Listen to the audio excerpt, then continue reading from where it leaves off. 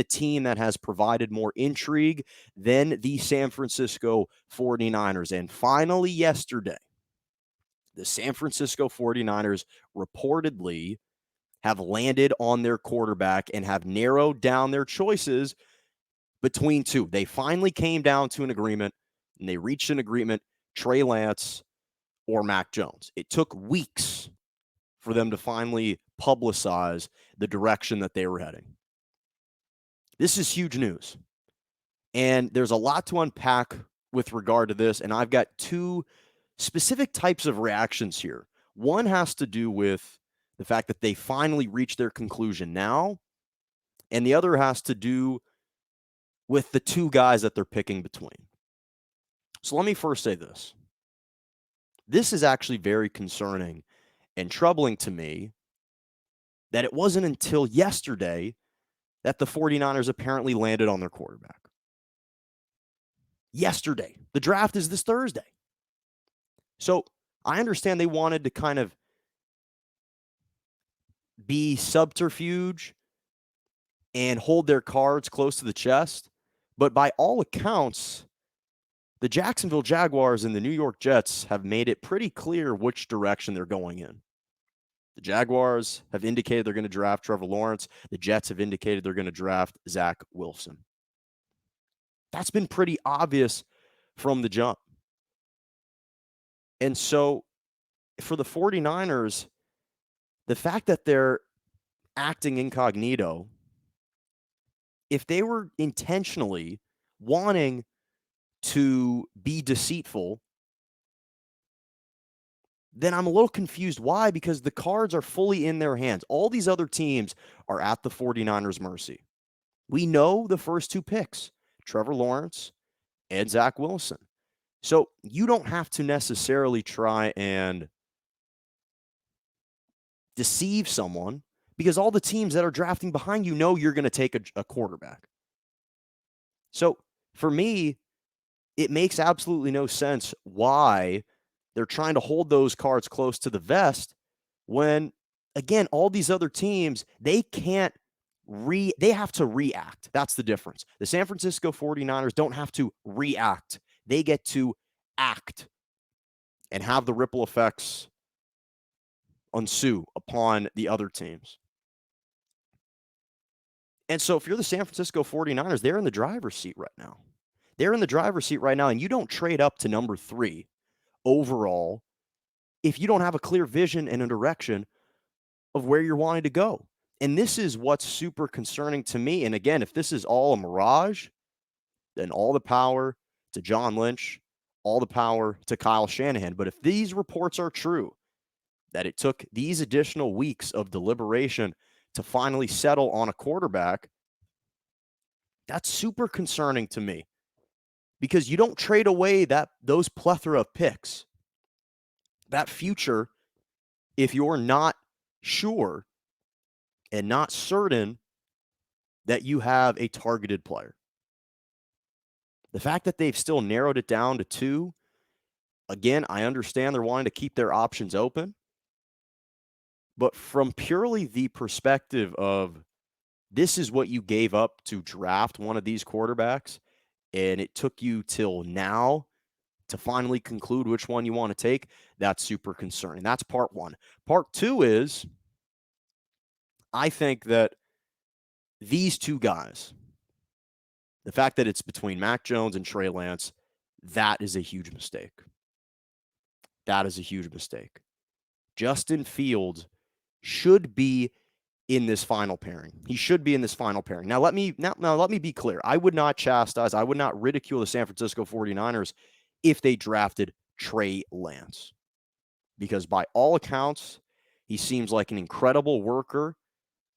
He has shown a proclivity to learn. He's reached out to coaches. He's reached out to media members. He's reached out to talent evaluators and has sought ways to improve, has asked for feedback, has been the ultimate student of the game. He apparently has a tremendous work ethic, and he's got the greatest upside. So if the 49ers drafted Trey Lance, I would not oppose that draft pick whatsoever. Completely understand it.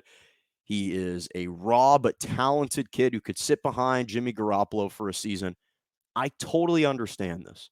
But if the 49ers are planning on drafting Mac Jones, and this is not meant to be an insult aimed at Mac Jones, because I understand he completed 77% of his passes. He was absolutely fantastic this year, a Heisman candidate. His teammate Devontae Smith won it. But if you are drafting Mac Jones, if that's who the San Francisco 49ers settle on because it's between him and Trey Lance, then what you're saying is who we wanted to draft is a poor man's Jimmy Garoppolo, a Jimmy Garoppolo 2.0. And so this has less to do with Mac Jones, who has an inherent ceiling, who is less mobile and athletic than all the other quarterbacks. But it has more to do with the disrespect and the shade that's being thrown in the direction of Justin Fields. I would understand if Justin Fields just wasn't a hot commodity, if he just wasn't a good quarterback, then I'd have no issue and take no umbrage with them kind of leaving him on the side of the road. But by all accounts, Justin Fields, in my opinion, is the number 2 prospect at the quarterback position. I think the New York Jets should draft Justin Fields, but whatever. They want to draft Zach Wilson. That's fine. They're entitled to do that. But the fact that Justin Fields isn't at least in this final pairing, isn't even in this final duo with Trey Lance, that's preposterous to me. Think about this. Alabama, their quarterback history. They've sent 15 quarterbacks onto the NFL. There's only been 3 Alabama quarterbacks in their program's history that have gone on to make it into the Hall of Fame and have tremendous careers. Bart Starr, the great legend with the Green Bay Packers, Joe Namath, and Kevin Stabler. Okay, they played in the 50s, the 60s, the 70s, and in Stabler's case, he continued to play a little bit into the early 80s. A.J. McCarron, when he started in 2015 for the Cincinnati Bengals, was the first Alabama quarterback in over 28 years to make a start in the NFL. Now, again, I know Tua's playing right now. I think the jury's still out on him. He's recovering from hip surgery. We'll finally have a full season to see where he's at. I don't want to rule him out just yet. I still have a lot of faith in Tua. And I'm not rooting against Mac Jones. I want him to succeed. I really do. I truly do. But it just seems a bit apoplectic. I'm a bit at odds with the fact that Justin Fields, all of a sudden, his stock has fallen precipitously. I just don't understand exactly what transpired. The only thing that people have criticized about Justin Fields is his lack of ability to foresee routes and to put the ball in front of receivers, to lead receivers. If the pass isn't wide open, he's a little hesitant to throw it. That's what's been reported to be the only criticism of Justin Fields. And so I've always said I think Justin Fields is the number 2 overall quarterback, the second best prospect.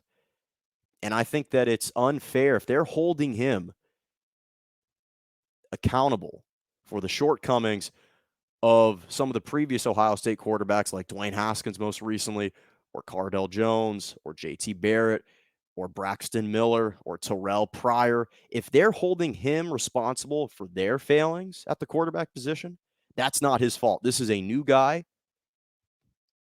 and I'm just surprised he's not at least in the top 2. Because a lot of those guys at Ohio State, they were less talented, and they didn't have a work ethic, a good work ethic. Justin Fields does. So that's super surprising to me.